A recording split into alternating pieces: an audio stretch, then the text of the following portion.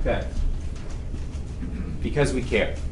We don't do any kind of we don't have marketing services. I don't think Ken does. No, we just care. We want you to do well. And we've seen best practices among the best dentists and their practices, and we just want to share, right? So, doom and gloom. How many of you guys have read these reports? The report to the dental industry by RK House and Associates. These are the past three. Ken, is it really doom and gloom? No, well, it depends on how you interpret it, right? Mm-hmm. It depends. What about for the new associates? Well, they might interpret it as doom and gloom. It doesn't have to be. Cue the evil music. Dun, dun, dun. So here's what these reports are basically saying. Too many dentists, not enough patients. Insurance is going to cut back. Household incomes are stagnant and increasing costs of practicing. What's the solution? What you want are those patients in the top right quadrant, right? High dental IQ, high dental need. The problem is that there's somebody else's patients. How do you lure them away to your practice? Now, most of you will say, well, we just got to provide good dentistry, have a good rapport, spend money on advertising. Make sense? Okay. Nodding. Who's saying no, this doesn't work anymore? Okay, let's find out. If you go online, what do unhappy patients say, David? Unhappy. Staff were rude, I waited too long, old equipment, place smells funny, dentist didn't seem to care, dentist overbilled me, dentist didn't properly communicate, and the dentist seemed to be in a hurry. What does that have to do with your clinical skills? Who said nothing? That guy? I want the guy in the orange shirt to win. He's trying so hard. Okay, what did happy patients say, David? Happy patients, again, they didn't comment on anything clinical. They said these things, which is more about the practice and the dentist on the personal side. Very caring, compassionate, etc. Go online, read for yourself. What about advertising? Spending more on advertising. If you read those economic reports, you'll see this is the figure that Ken mentioned, right? Mm-hmm. Over the past 15 years, expenditures have gone up, but advertising expenditures have gone through the roof. But there's no correlation between spending more and having higher billings. Crazy. And if you stop, this is the fear the dentists have. If they just cut their budget down, they're going to lose patients. So they keep pumping money into it. It's now almost reached a point where a typical GP or specialist is spending upwards of $100,000 a year out of their pocket on advertising and promotion. Pretty crazy. So, a solution? David and I like to preach the niche strategy. What's the niche strategy all about? Have you guys heard of this term before? No? This is from Michael Porter. So when I went to business school, they made us read these books. And the idea is you want to have a very focused strategy. And for dentists, it would essentially be, what kind of dentistry do you like to do? Who's your ideal patient in your ideal location? Describe them as best as you can and target them. Bring them in. And be better than everybody else at treating them and giving them a wow experience. Okay, that's the niche strategy. Don't be the generalist.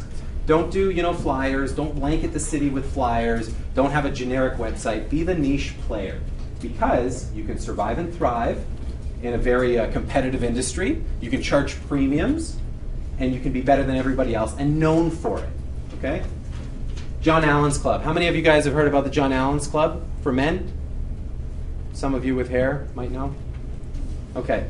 John Allen's Club, it's like a very premium male grooming service. You go in there, they hand you a beer because they have a liquor license. You sit down, you get a massage. There's, polar bear rugs, and you're sitting down and getting your hands manicured, pedicured. You get the facial, you get your haircut. It's like $85 a visit or $850 a year for unlimited service. Okay? It's a very niche business. Brand. How many of you guys know what a brand is? I mean, Ken talked about it. Do you guys have any ideas of what a brand is? There you go. Mm-hmm. Something outstanding. It can be your name, it can be your product, Mm-hmm. something like that. So Is that good enough to win a prize? Sure. All right. So it's going to allow you to survive and thrive. It is not a logo. Okay? It's not a flyer. It's not a magazine ad. It is the personification of a product or service. You have dental services over here. You have your patients over here. Everything in between is your brand. It's going to allow you to attract your patients and allow you to get them to accept the dental services that you're trying to provide to them. It's in between. Okay? It's the difference between a cup of coffee and a Starbucks, a regular car and a Tesla. How many of you guys know about Tesla? Okay, what's a Tesla? White shirt, yeah. Yeah? How fast does it go? They invented a new one, it's probably the fastest road car. Does this rival a Lamborghini or Ferrari? It will. Okay, how many horsepower, do you know? Something like 700 horses. Instantaneous torque. You are not waiting. You just press on the gas and it goes. Do you know how far they go? 400 or 500 kilometers on a charge. Really cool cars, but that's a brand. And what's Michael's favorite mode in a Tesla? Nope. I want to give someone a prize. What's his favorite mode? Nope. No. Insane mode. They actually have a little button you can move to become insane mode in this car. That's what engages the 700 horses. So a brand is the difference between a cell phone and an iPhone. What's the value of a brand? Do any of these have value? Absolutely. It's all goodwill. Billions of dollars. A brand lets you attract the ideal patients that you want, lets you charge more, charge premiums, lets you go on vacations with David and I and Ken. These are actual places. This is Turks, actually. When you guys graduate and you want to get CE credits, travel so that your wives and husbands still like you, and get a tan, talk to your lawyers and your accountants, because we do these many times a year, and it's a great place to just unwind. So this was Turks. How many of you guys have been to Turks? How was it, Ken? One of my favorite places. Yes, my wife's favorite place. And guess what? Because we do seminars there, you can maybe write it off. It depends. Talk to your accountant. Yeah. When you're a brand, you are not a commodity. Okay. Developing a brand to go viral. Another book. How many of you guys have read this book? Okay. Write it down. Jonas Berger's Contagious. It's all about you've developed your brand. You know who your ideal patient is. Now, how do you develop an experience, a brand that's going to transmit socially? Right? And we heard 80 to 90% of your patients, they're not coming through Yellow Pages or your website. They're coming through the experience you deliver to a patient who then socially transmits it to another patient. And don't be afraid to ask for referrals as well. Right? It's huge. Okay, 6 steps. David, you want to go through the steps real quick? Social currency.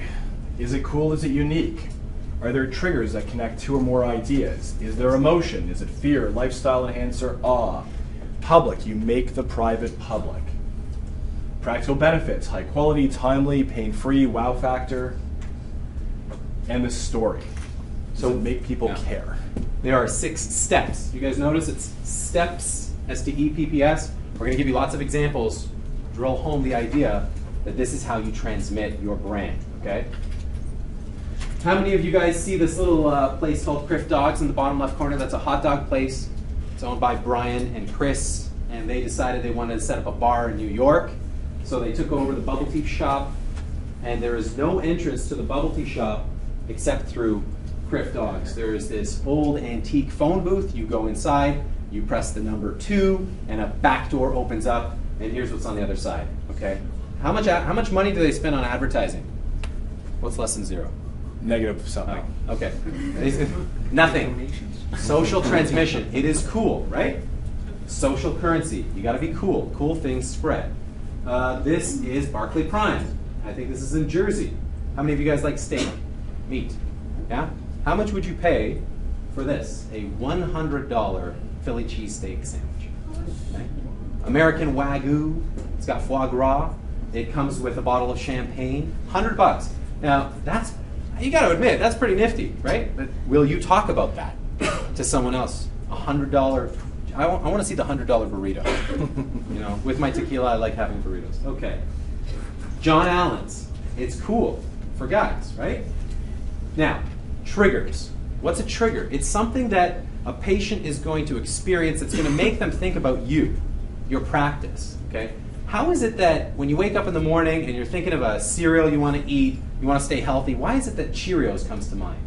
Because they did that on purpose. Their branding, their image, everything, their communication is all about healthy. You see the little heart? Breakfast. I mean, for all you know, this could have been a dinner. Kit Kat. Kit Kat used to have, give me a break, give me a break. They've deliberately rebranded themselves so that every time you reach for a coffee, they want you thinking Kit Kat. Okay? Triggers.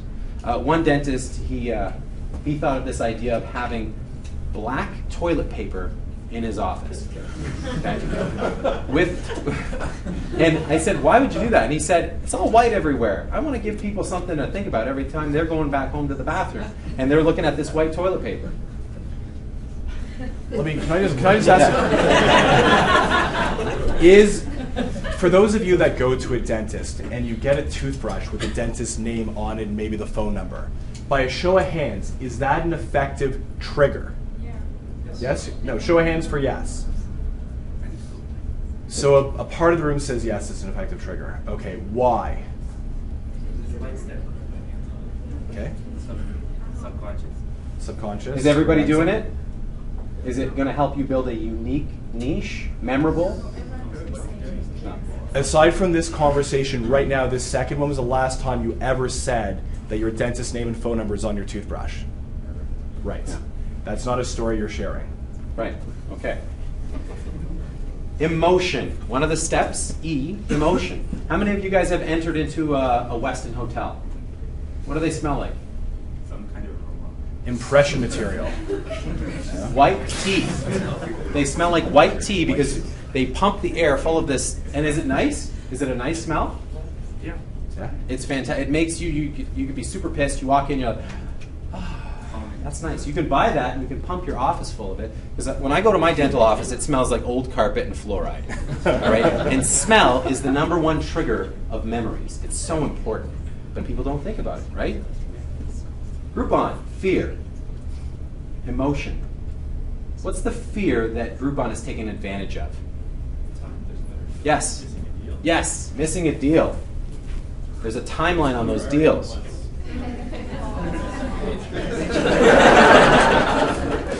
Okay. Thank him later. More on emotion. Tesla cars. Who here has test drove a Tesla? Okay. If and when you go to test drive a Tesla, you're going to experience the Tesla smile. And it typically goes something like this. Holy shit! Because you're going from 0 to 100, no word of a lie, in 3.2 seconds. When you switch it to what mode? Insane mode. When you engage all, how many horsepower? 7. That's right. Well done. Amazing. So you're going to get that rush. It is as fast as a McLaren, and it will out-accelerate a Lamborghini and a Ferrari. Crazy. And it holds 7 people. Crazy. Small people. Emotion, coolness, awe. How many of you guys have seen this guy? Stay thirsty, my friend. Stay thirsty. If you drink this beer, you will be as cool as this man. Right? With all the women. I think he works at NPT. Okay, how many of you guys have seen this YouTube video? What's it all about? In the back. What's this video all about? I have no idea. Have you seen it? Okay, so Volvo is trying to demonstrate how amazing their new traction control system is, stability. And so they had Jean-Claude Van Damme do a split while these two drove backwards. Okay, and it went on and on and on. You got to watch it. It's great. And it spreads. Millions of people have seen it. Insanity. How many of you guys know about insanity? Yeah? Yeah? David does it. Can you tell? No? The idea is we're now talking about public. Taking a private act like shopping or going to see your dentist or working out in your basement and making it public. See, if you finish their 60-day program, you show them the results, they give you a t-shirt. You're walking around with a t-shirt with their logo on it. Now everyone's going to ask you, what's that all about? So making the private act public. You'll see it in Movember, right? Raising awareness for men's health issues. All of a sudden, a private act of growing a mustache is now, it means something. Wearing the Armstrong band. Going shopping. Everybody now knows where you've been shopping, right? When you guys walk out of a dental practice, are you walking out with your little toothbrush, your toothpaste, and your dental floss in a little bag that says Crest or Colgate or something on it? Who's walking out with a bag that has the dental practice's logo or phone numbers on it? Anyone? Nobody. Who's going to be the first? Okay, I'll give you a prize. Have you won? Yeah. Practical benefits. Okay? So we're nearing the end of the 6 steps. Practical benefits. What is the practical benefit of sleeping in that bed? Looks really good. Did you know it was only about a decade ago that hotels had this bed war? Who could have the most thread count and the most number of pillows? And there's sleep numbers, and so it became a huge deal because hotels, they're promoting, the idea that if you sleep in this bed, you're going to wake up well rested. Practical benefits. What's the practical benefit of doing insanity? You don't need any equipment. You buy the CDs. It's $140. You do it in your basement. You look like this guy. It's insane mode. Insane. More yeah. insane mode. Right? McDonald's. What's the practical benefit that McDonald's offers? It's cheap, Fast. and it's everywhere. Jared, what's the story behind Jared? David, we're talking about stories now. So we're wrapping up the 6 steps, right? You're going to use these 6 steps to develop your brand to go viral. We're going to end with the last S, S-T-E-P-P-S, stories. What's his story? David, what's his story? He lost 247 pounds over a period of time from just eating a certain sub from Subway, and made a lot of money doing it himself personally, but How also much? Subway. He made something like $15 million in 15 years, and yeah, you guys all went in the wrong career. And Subway's revenues tripled, if not went through the roof. Yeah. Crazy story, right? Yeah. 6-inch, what was it, like turkey 6-inch, subs, hold the mayo, hold the mayo, no baked sauce. chips. You gotta get on that diet. And everyone here seems to have already known that story. Okay, how many of you guys have seen this, Dove Evolution? Okay, if you haven't seen it, YouTube it, it's great. I also like the parody of it. Steve Jobs, lots of stories about Steve Jobs. Do you guys know the story of why the power cords are magnetic? Anybody know that story? So Steve Jobs saw these Japanese rice cookers and he thought, my God, what a genius idea that if somebody's walking along and kicks out the power cord for this rice cooker, you got all this boiling water and rice splashing all over, but one company had actually magnetized it. So that's why all the apples are they've got the magnetized plugs, right? Prevent disaster. Great stories. Okay, spreading your brand, we're just about done. Tipping Point, how many of you guys have read this book? Malcolm Gladwell, what's it all about? It's been a while, but it's about how there's different groups of people that have different spheres of influence, and they want to target someone.